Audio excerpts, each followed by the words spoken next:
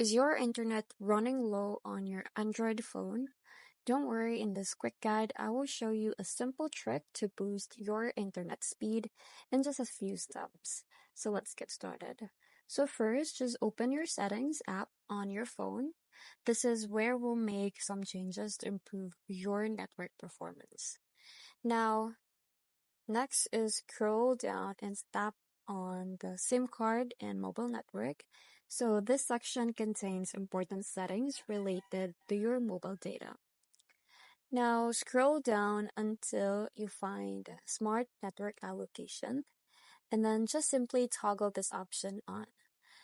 What this does is it automatically optimizes your network connection to give you the best possible speed. Now, after enabling Smart Network Allocation, go ahead and restart your phone. This will help apply the changes properly and refreshes your network connection. Now, once your phone restarts, you should notice an improvement in your internet speed.